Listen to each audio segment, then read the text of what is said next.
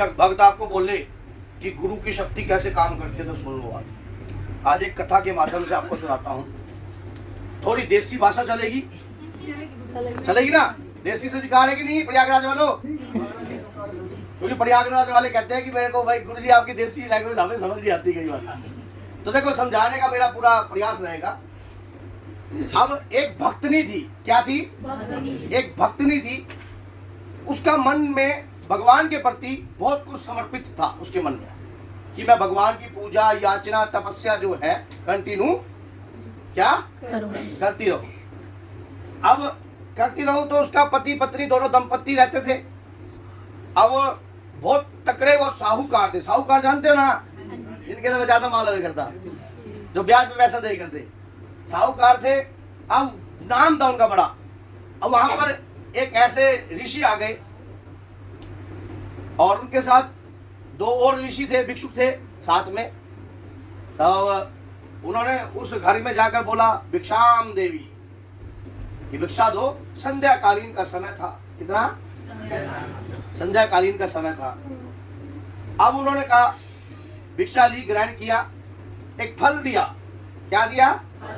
एक फल दिया, जाओ पुत्र प्राप्त हो। क्या? उन्होंने जो उसकी पत्नी जी जो साहूकार की, उसने फल ग्रहण कर लिया, भोजन कराया, वो चले गए। 9 महीने के अंदर अंदर 9वें महीने में वो आ गए दोबारा फिर। अब उसने कहा कि गुरुजी मैं आपको अपना गुरु बनाना चाहती हूँ, आपकी कृपा से जो फल आपने दिया था वो मैं फलीभूत हो गई। बोलो। अब वो गर्भवती हो गई थी। अब मैं आपको अपने तन मन धन से गुरु स्वीकार करती हूँ, क्योंकि आपने जो मुझे फल दिया उससे मैंने आपको गुरु मान लिया अपने उसी दिन से ही, बेशक मैं आपसे मिली या नहीं मिली। अब मैं आपको बताता हूँ कि मेरी भक्ति गुरु मंत्रो। अब भगवान को भी कैसे झुकना पड़ता है, किस प्रकार से प्राप्त होता है देखो। अब उसने मान लिया भाई कि हाँ भाई। अब वहां पर रात्रि को कहते कि संध्या कालीन हो गई। रात्रि में 2 भिक्षुक भी साथ में थे। वहां पर कहा कि भाई शाम का टाइम है, अब कहाँ जाओगे महाराज? अब तो आप मेरे गुरु हो, मैं आपकी रहने की व्यवस्था यहीं पे कर देती हूँ संध्या कालीन। वहां पर बिछाया, बढ़िया बिछाकर उन्होंने रेस्ट करने के लिए कहा। तो रात को जैसे कि उनका घर अंदर पड़ता था तो वो बाहर ही बरामदे में एक ऐसे थे। रात्रि को अब जैसे कि आपको पता है ना, बे माता बोलते हो या बो माता बोलते हो? तुम्हारे में जो भाग्य रचती है क्या बोलते हो? ये तो मानते हो कि जो बे माता ने रच दिया होगा वही। हर व्यक्ति का वो रचने के लिए आती है पहले, जब कोई संतान का उत्पन्न होने वाली होती है। तब ये बात देखी गई भाई, तुरंत वो आई रात्रि को। तो साधु महाराज जो थे वो बोले कौन जावे? हरियाणा की लैंग्वेज थोड़ी सी टच करूंगा मैं। कहाँ जा रही है? कौन हो तुम? कहते महाराज, क्योंकि वो तो जो व्यक्ति जागृत रहता है तो वो इस प्रकार की शक्तियों को देख लेता है। तो कहाँ जा रही हो? कहते हैं आज इसका पुत्र पैदा होएगा और इसके पुत्र का भाग्य रचने जा रही हो। तो क्या रचा भाग्य में? कहते बस रच दिया। अगर भाग्य रचियो ध्यान से, हमने खा रखा इसका अन्न और इसने बना दिया मुझे गुरु। अब काम हो गया इसका शुरू। तो भाग्य रखिए देख ध्यान से। यह जो परमात्मा ने मुझे आदेश दिया है, मैं तो वो भाग्य रचने जा रही हूँ। आज गुरु की महिमा का गुणगान बता रहा हूँ आपको। भूत पिशाच निकट नहीं आवे। अब तुरंत देखा वहां पर भाई 1-2 घंटे के अंदर कार्य हो लिया, बच्चा हो लिया। अब वो माता जब जा रही थी तो रोक लिया फिर महाराज जी ने। क्या कहाँ जा रहे हो? कहते रचा ही भाग्य। जा रच दिया। क्या रचा? क्या बस इसके भाग्य में जो है थोड़े से धक्के हैं। कैसे कैसे धक्के रख दिए? क्या बस जो जीवन में जो है वो तो रच दिया इसके कर्म के अनुसार। कहते हैं इसके भाग्य में रच दिया खच्चर कि ये खच्चर रेडी वाला बनेगा, जो रेडी खच्चर चलाया करेगा। कि ये क्या रच दिया तूने? जो साहूकार है। कहते बस इसके बाद कुछ और ही हो जाएगा। अब जैसे ही हो लिया काम, तुरंत बच्चा हो लिया। जैसे ही बच्चा हुआ, महाराज जी ने सवेरे कहा कि पुत्री मैं आऊंगा कुछ वर्ष बाद। कुछ वर्ष बाद तेरे पास आऊंगा और तेरा भाग्य बदलूंगा। कहते महाराज जी आपने तो पहले ही भाग्य बदल दिया, मेरा पुत्र जो ये हो गया। तो वो माता को महाराज जी ने, गुरु जी ने एक बात बोल दी थी जाने से पहले कि तू भाग्य अगर अच्छा नहीं रचा तो परमात्मा को स्वयं बदलना पड़ेगा।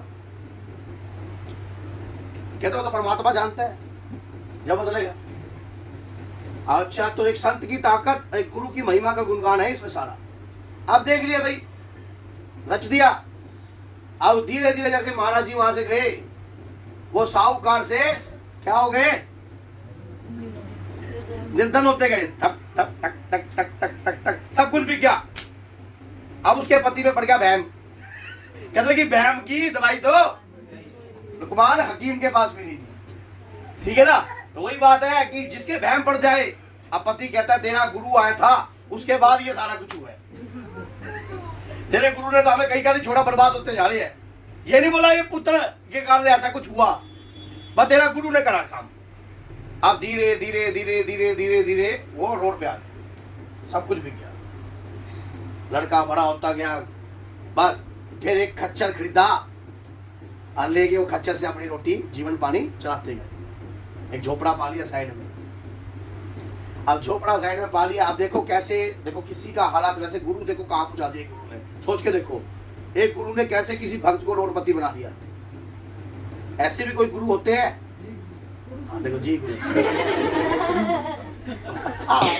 ऐसे भी होते हैं कि कोई गुरु, बताओ ऐसा उस औरत ने क्या किया था। अब उसके पति में ऐसा भी विचार चल रहे थे। अब कुछ वर्ष बीत गए, लड़का किशोर अवस्था में आ गया, बढ़िया कच्चर चला रहा, बढ़िया पत्थर ढोड़ा।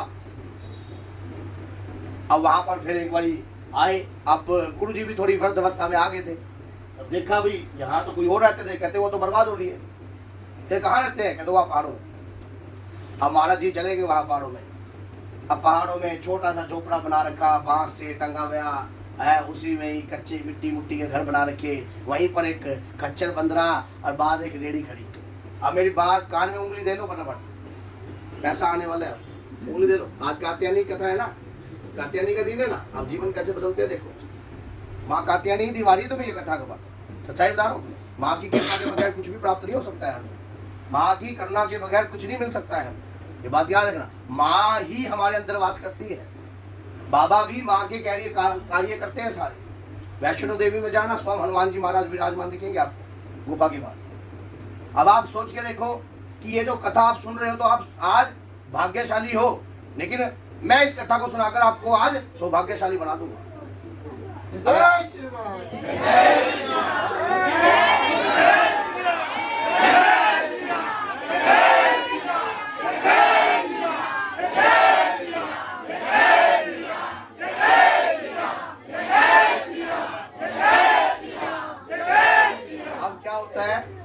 देख लिया भाई। अब महाराज जी फिर गए। आवाज आ रही है कि पीछे मेरी क्या नहीं आ रही है? तो जय श्री राम सुनो क्यों आ रहा है पीछे से? पीछे से ज्यादा आ रहा है। अच्छा फिर ठीक है। अब वहां पर जाके देखा भाई, कहते भी भिक्षाम देवी, भिक्षा दो। अब पति निकल के आ गया बाहर। ओहो ये तो वही आ गया। पति ने जाके चढ़ाने को कहा। अब हांडी चढ़ा रखी थी, चावल थे, कुछ चावल बना रखे थे। अब जो जिसने गुरु धारणा कर रखी थी वो आई, मेरे गुरुवर आ गए, मेरे गुरुवर आ गए, मेरे गुरुवर आ गए। अब उसने लड़के के कान भर दिए, कहते ये वही है जब तू पैदा हुआ था जिसने हमारे को कंगला करा। अब लड़का ना तो पैर छुआ, साइड में निकल गया खच्चर तैयार करके। गुरुजी आ गए, बैठ गए रात्रि को। उसके घर में रोटी पानी चूल्हा चल रहा था, सारा सिस्टम बढ़िया था। अब जैसे कि जो चावल थे, अब वो चावल जो थे उसमें से थोड़े थोड़े चावल जो थे खाए, और साथ में 2 शक्तियां और लेके घूम रहे थे गुरुजी। साथ में वो अबूर को भी, अबूर के तो 3 ही प्लेट थे, तीनों प्लेट लग गई। अब कहते थोड़े से और है, अब वो बच्चे के लिए थोड़े से बचाए थे। अब जाए जितने में लड़का आ गया था, कहते मुझे भी भूख लगी है। अब माँ कहती है पुत्र तुझे पता नहीं है, ये बहुत पहुंचे हुए संत हैं, ये बहुत पहुंचे हुए संत है बेटा, तू विश्वास कर और ये जो दाने हैं तू दे दे। कहते माँ पिताजी ने कहा ना कि जब ये हमारे घर में आए थे हम बर्बाद हो गए थे, आप पहुंचे हुए संत की बात, आज तुम्हारी स्थिति कैसी है तुम खुद जानती हो, फिर भी आप मुझे मजबूर कर रही हो, बेटा तू मेरे लिए कर दे, मैं तुझे कल और ला कर खिला दूंगी, पर आज महाराज जी ने मांगे हैं तो ये मेरे लिए कर दे। अपने पुत्र का निवाला भी दे दिया। महाराज जी तो परीक्षा ले रहे थे, कहते कि गुरु को परीक्षा के बगैर तो चेले को सफलता मिलती ही नहीं। अब परीक्षाएं तो गुरु का कार्य है लेना, अब परम गुरु का कार्य है उनकी परीक्षा लेना। अब धीरे धीरे जो स्थिति है चलती है, अब देख लिया भाई, अब खा लिए, अब तृप्त डकार आ गई, क्यों महाराज जी को पता था अंदर पतीली खाली है। जल का पात्र लाकर जब उसने पहले ही रख दिया और जल का पात्र भर दिया तो वो खुद ही कर दी महाराज जी, और है नहीं, इच्छाएं बहुत बयान कर देती है कई बार भक्त की। कई भक्त ऐसे हैं जब इच्छाएं तो बहुत होती है कि मैं अपने गुरु को ये श्रृंगार करूं, मैं अपने गुरु को माला अर्पण करूं, जो दूसरे कर रहे हैं मैं भी करूं। बहुत सारे भक्तों के अंदर इच्छाएं हैं, लेकिन सच्ची आत्मा को परीक्षा देनी पड़ती है। ये बात हमेशा याद रखना, जो आत्मा परमात्मा के प्रति प्रेम करती है ना, उसको परीक्षाओं के भार से उतरना ही पड़ेगा। उसके बगैर वो आत्मा कभी सफल होगी ही नहीं। चाहे उसकी संतान उसे कष्ट दे, चाहे कोई भक्त उसे कष्ट दे, और जिसकी आत्मा रियलिटी में सच में जुड़ी है उसे तो परीक्षा देनी पड़ेगी। अब महाराज जी अंदर विराजमान, महाराज जी ने आज अब स्वयं बोला, अब कोठरी भी नहीं थी, कपड़े भी नहीं थे, भाई आज हम यही रहेंगे। अब सिर्फ उस औरत का मन था महाराज जी के रोकने का, ना पति का मन था ना लड़के का मन था। अब उन्होंने औरत ने कहा जाकर पैर तो छुआओ महाराज जी के, पैर तो छुआओ, जाकर आशीर्वाद तो ले, पुत्र आशीर्वाद तो ले। अब पुत्र, वो महाराज जी भी इंतजार करते हैं कि कभी अपने पुत्र को लेके आए। अब जैसे वो पुत्र को लेके आई तो पुत्र ने पैर छुए, पैर छूते ही तुरंत महाराज जी ने एक ही बात बोली कि पुत्र जो तेरे पास है वो मुझे दे देना। तो मैं क्या दूं, मेरे पास तो ऐसा कुछ भी नहीं है। अब महाराज जी ने तो, वो लड़के ने लगाए तो ठग गए, ये गुरु थोड़ा है तो ठग गए, मत्था टेकते ही क्या मुझे दे दे, या तो आप डंग हो रहे।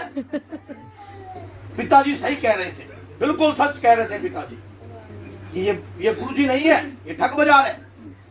अब कहते हैं मैंने ना जाना था कहीं पे, आप मुझे इजाजत दी। नहीं पुत्र तू रुक, तू कहीं ना जा। जैसे ही बात देखी तुरंत कार्रवाई हुई अपना। अब माँ गई पीछे पीछे, पुत्र आप 10 मिनट वहां बैठो, उन्होंने तुमसे कुछ मांगा नहीं है। कहते माँ वो मांग रहे हैं, मेरे पास कुछ है ही नहीं, यही मेरे पास थोड़े से पैसे हैं, यही मांग रहे, फिर मैं तुझे खाना कैसे खिलाऊंगा। अब तुरंत बुला लिया भाई, माँ का आज्ञाकारी था बच्चा। पिता ने बेशक थोड़ा भड़काया हो, पर माँ के प्रति उसका विश्वास था। शांत हो जाओ, चलो शांत। अब उसी समय क्या होता है कि जैसे ही रात्रि का समय था तो महाराज जी बुलाते हैं, आओ। दीपक की लौ में बैठे बैठे महाराज जी ने कहा कि जो तेरे पास है वो मुझे दे दे। फिर लड़के के मन में वही बात उत्पन्न होगी, क्या उन्होंने कहा महाराज जी मेरा पिता विश्वास नहीं करता है आपके ऊपर, मेरी माँ के विश्वास पे मैं आपके पास आया हूँ। कई लोग कर देते हैं बात, किसी से भी, मेरे से भी कर देते होंगे, ऐसी बातें कर देते हैं कई लोग। ये भगवान ही होते हैं जो ऐसी लीला रचते हैं, स्वयं परमात्मा ही तो रचवाता है। और वह ये बात चलते ही जैसे ही देखा। अच्छा एक बात हो, ये कहानी जो मैं बता रहा हूँ किसको अच्छी लग रही है? इतने सारे हाथ उठ गए, वाह। आगे शुरू करूँ या स्टॉप कर दूं?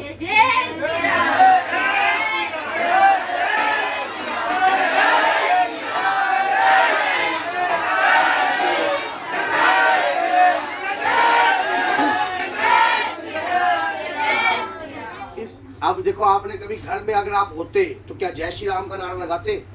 नहीं लगाते ना। ये दरबार का अनुशासन के माध्यम से अब दरबार से आपको कृपा मिली। मान लो कात्यायनी नवरात्रि में आप जय जय श्री राम के नारे लगा रहे हो, भक्ति तो आप वैसे भी कर रहे हैं जो दिखाई नहीं दे रही, सिर्फ आपको समझने की आवश्यकता है। अब जैसे ही देखा महाराज जी ने कहा भाई तेरे पास खच्चर है वो मुझे दे दे। अब तो लड़की को पूरा विश्वास हो गया है, भाई ये मां ठग गया। एक खच्चर मेरे पास है, मेरी रोजी रोटी मेरे पास जो छीन रहा है वो काहे का गुरु है? वो काहे का गुरु है जो खच्चर ही मांग लिया मेरा? अब बात भाई उन्हें अच्छी नहीं लगी। अब वो माँ की तरफ देखे, अब माँ ने कहा कि ये तो सब आपका ही है। कई बार महाराज जी भी परीक्षा लेते हैं, तो फिर हम कह देते हैं, हमारे लफ्ज कंट्रोल में हो जाते हैं। हालांकि कुछ भी हमारा नहीं है, गुरु कहने से गुरु नहीं होता। तन और मन और धन जो समर्पण कर दे वही चेला बनने के लायक होता है। समझ गए कि नहीं समझ गए?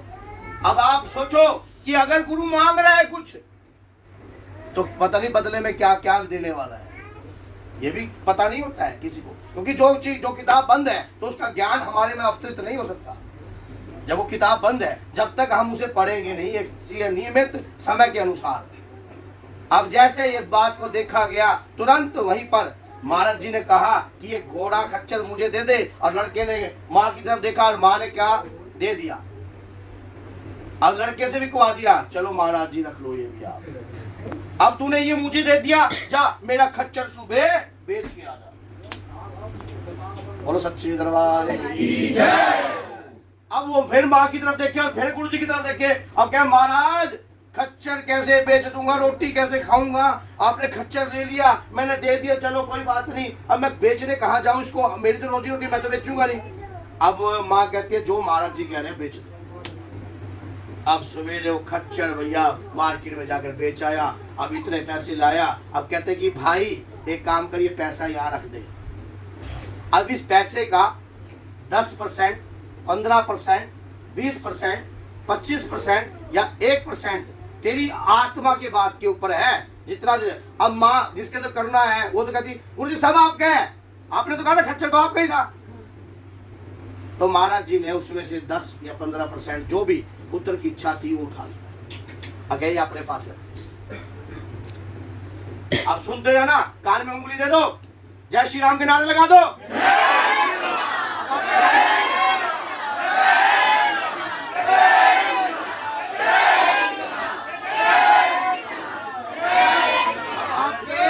भाग्य बदलने वाले हैं, अब आपके भाग्य बदलने वाले, आपके घर में पैसा आने वाला है। किस प्रकार से आएगा पैसा, ये देख लो, जान लो कैसे पैसा आने वाला है आपके भाग्य में। जब भाग्य बदलने की बात आई, ले जा भाई और छोटी इसको ले जा, भाग्य बदलने की बात आई, आप सुन लेना, ये बात बड़ी जानदार है, बहुत पावरफुल है, अगर आपको समझ में आ जाए। अब इतना पैसा आ गया था खच्चर बेच के, महाराज जी ने कितना लिया, वो भी लड़के की इच्छा से। माँ ने तो सारा दे दिया था, अगर वो सारा दे देता तो उसी दिन बात बन जाती। अब अगले दिन जब सुबह लड़का उठता है, रात को निंद्रा में आहा खराटे बेच की निंद्रा आई, लड़के को पड़ी नहीं, माँ को पड़ गई, बाप को भी नहीं पड़ी, और दोनों चिंता में पैसे का करेंगे क्या जब रोजी रोटी नहीं होगी। और सवेरे देखा बाहर खच्चर की आवाज आ रही है,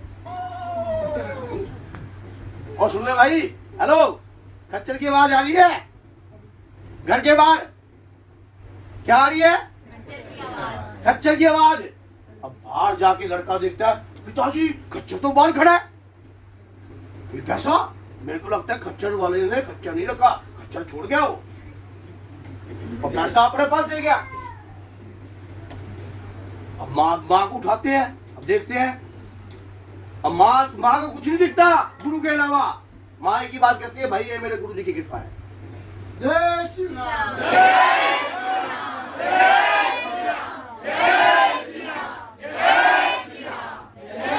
ये अंधे भक्ति की कृपा है। अब बाप फिर कहता है, फिर गुरु जी के पीछे पड़ रही है तू, खच्चर बेचा है, वो खच्चर वाला छोड़ गया होगा, फिर तुझे गुरु जी दिख रहे हैं। दोबारा फिर महाराज जी के पास अपने लड़के को जाते हैं, एक काम कर, महाराज जी के पास चलते हैं। महाराज जी अगले कमरे में महाराज जी बैठे हैं, महाराज जी खच्चर आ गया बाहर। अच्छा तो एक काम कर बेटा, ये खच्चर भी मेरे को दे दो। महाराज जी क्या बात कर रहे हो आप, लड़के के मन में फिर लालच। माँ कहती है ले लो महाराज जी सब आपका है।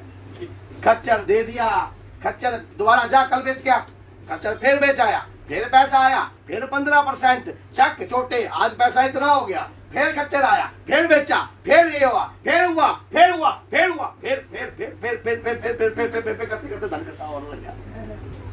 अब सवेरे वो माता देख देख के हिल गई।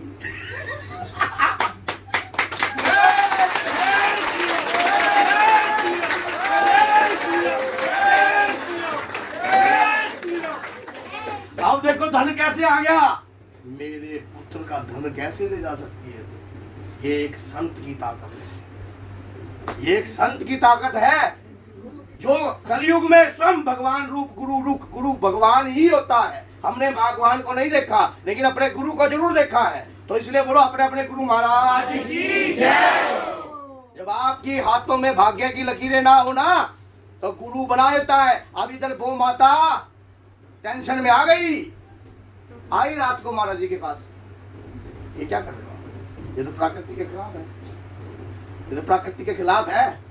कहते गुरु वही है जो प्रकृति के खिलाफ है, गुरु वही है जो सब कुछ बदल दे, गुरु वही है जो मस्तक की लकीरें बदल दे, और गुरु वही है जो शिव है। जय श्री